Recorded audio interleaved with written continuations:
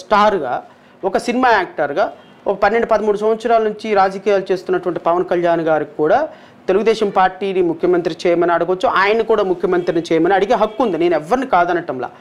ఇది వ్యక్తిగతంగా నేను వాళ్ళని విమర్శించడానికి కూడా నేను ఇక్కడ లేను. కానీ నేను అనేది ఏంటి అంటే, మీరు ముఖ్యమంత్రి పదవి కోరుకునేటప్పుడు ముఖ్యమంత్రిగా మీరు ఉన్నప్పుడు ఏం చేశారో ప్రజలకు చెప్పమంటున్నా. నారా లోకేష్ కూడా, నేను ఈ మాట కూడా చెప్తాను ఒక 1 సెకండ్లో. నారా లోకేష్ కూడా ఒక మంత్రిగా ఉన్నారు sir. 216 article 216 of Indian constitution ప్రకారం chief minister or minister doesn't make any sense, both are putting in the same place.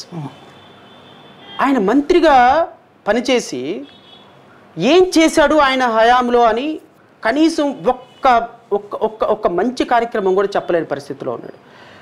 నిన్న మొన్న ఏదో ఇంటర్వ్యూ చూసిన, పాదయాత్ర చేసుకొని వెళ్ళటం వల్ల యువగాళంలో అంట ప్రజా సమస్యలు తెలుసుకున్నాడంట. మరి మంత్రిగా ఉన్నప్పుడు ఏం తెలుసుకున్నారు సార్ మీరు? మంత్రిగా ఉన్నప్పుడు మీకు అడ్మినిస్ట్రేషన్ తెలియలేదా? ప్రజా సమస్యలు తెలియలేదా? 5 సంవత్సరాలు ప్రభుత్వాన్ని నడిపిన మీ నాన్నగారి క్యాబినెట్లో మంత్రిగా ఈ రాష్ట్ర ప్రజలకు ఏమీ చేయకుండా అసలు వాస్తవంగా ఎస్సీ ఎస్టీలు ఈ 2014 నుంచి 19 వరకు జరిగిన దుర్మార్గాలు ఏ ప్రభుత్వంలో జరగల. లేదా అప్పుడే ఎస్సీ ఎస్టీలు అసలు సుఖంగా ఉన్నారని చెప్తారు.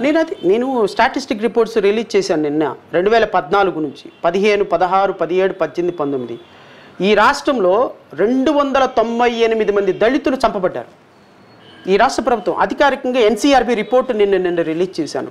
నేను మళ్ళీ ఇంకొకసారి మీ డిబేట్లో రిలీజ్ చేస్తాను. నేను 2014లో 298 మంది ఎస్సీలు మర్డర్ చేయబడ్డారు ఈ రాష్ట్ర ప్రభుత్వం హయాంలో. మీరు సీరియస్గా తీసుకుంటే ఎస్సీ ఎస్టీల మీద దాడులు 1785